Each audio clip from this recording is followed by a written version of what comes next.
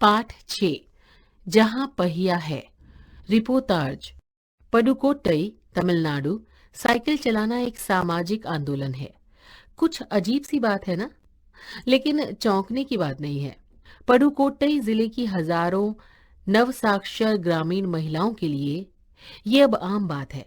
अपने पिछड़ेपन पर लात मारने, अपना विरोध व्यक्त करने और उन जंजीरों को तोड़ने का जिनमें वे जकड़े हुए हैं, कोई ना कोई तरीका लोग निकाल ही लेते हैं। कभी कभी ये तरीके अजीबोगरीब होते हैं। भारत के सर्वाधिक गरीब जिलों में से एक है पडुकोट्टई। पिछले दिनों यहाँ की ग्रामीण महिलाओं ने अपनी आजादी और गतिशीलता को अभिव्यक्त करने के लिए प्रतीक के रूप में साइकिल को चुना है। उनमें से अधिकांश नवसाक्षर थीं। अगर हम 10 वर्ष से कम उम्र की लड़कियों को अलग कर दें, तो इसका अर्थ यह होगा कि यहाँ ग्रामीण महिलाओं के 1/4 हिस्से ने साइकिल चलाना सीख लिया है। और इन महिलाओं में से 70,000 से भी अधिक महिलाओं ने प्रदर्शन एवं प्रतियोगिता जैसे सार्वजनिक कार्यक्रमों में बड़े गर्व के साथ अपने नए कौशल का प्रदर्शन किया। और अभी भी उनमें साइकिल चलाने की इच्छा जारी है। वहां इसके लिए कई प्रशिक्षण शिविर चल रहे हैं। ग्रामीण पडुकोट्टई के मुख्य इलाकों में अत्यंत रूढ़िवादी पृष्ठभूमि से आई युवा मुस्लिम लड़कियां सड़कों से अपनी साइकिलों पर जाती हुई दिखाई देती हैं। जमीला बीवी नामक एक युवती ने, जिसने साइकिल चलाना शुरू किया है, मुझसे कहा, यह मेरा अधिकार है। अब हम कहीं भी जा सकते हैं। अब हमें बस का इंतजार नहीं करना पड़ता। मुझे पता है कि जब मैंने साइकिल चलाना शुरू किया तो लोग फप्तियां कसते थे, लेकिन मैंने उस पर कोई ध्यान नहीं दिया।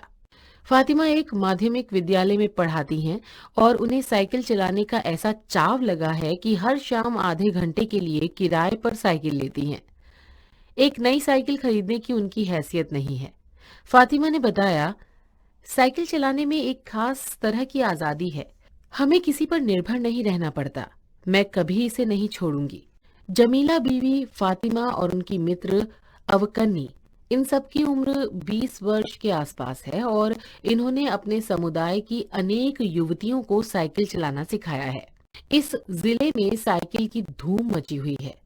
इनकी प्रशंसकों में है महिला खेतीहर मजदूर, पत्थर खदानों में मजदूरी करने वाली औरतें और गांव में काम करने वाली नर्सें, बालवाड़ी और आंगनवाड़ी कार्यकर्ता, बेशकीमती पत्थरों को तराशने में लगी औरतें और विद्यालय की अध्यापिकाएं भी साइकिल का जमकर इस्तेमाल कर रही हैं।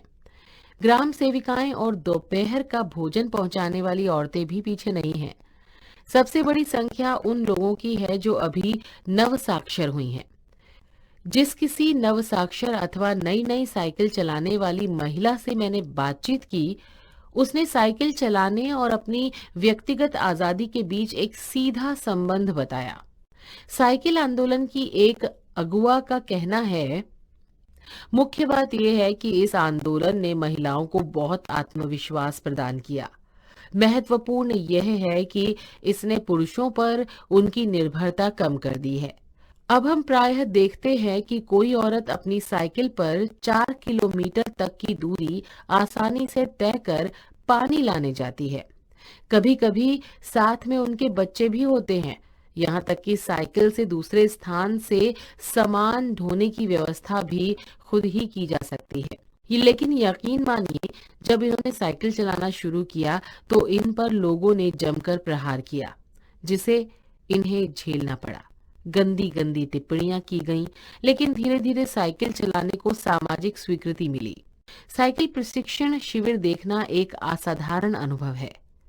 किला कुरुची गांव में सभी साइकिल सीखने वाली महिलाएं रविवार को इकट्ठी हुई थीं। साइकिल चलाने के आंदोलन के समर्थन में ऐसा आवेग देखकर कोई भी हैरान हुए बिना नहीं रह सकता।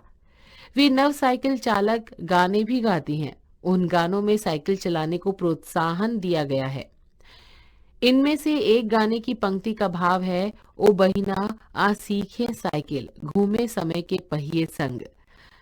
उनमें यहाँ न केवल सीखने सिखाने की इच्छा दिखाई देती है, बल्कि उनके बीच यह उत्साह भी दिखाई देता है कि सभी महिलाओं को साइकिल चलाना सीखना चाहिए। सन 1992 में अंतर्राष्ट्रीय महिला दिवस के बाद अब यह जिला कभी भी पहले जैसा नहीं हो सकता।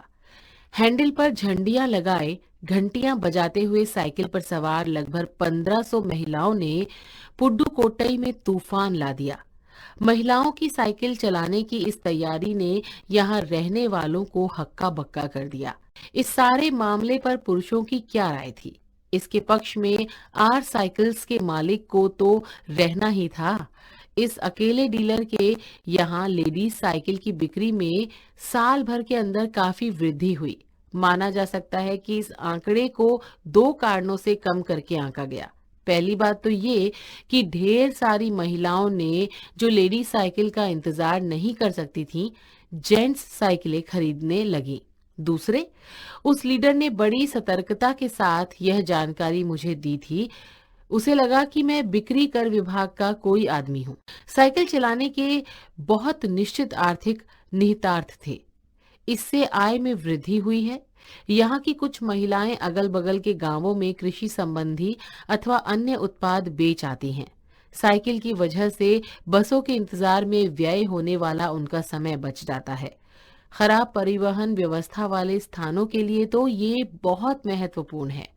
दूसरे, इससे इन्हें इतना समय मिल जाता है कि ये अपने सामान बेचने पर ज्यादा ध्यान केंद्रित कर पाती हैं।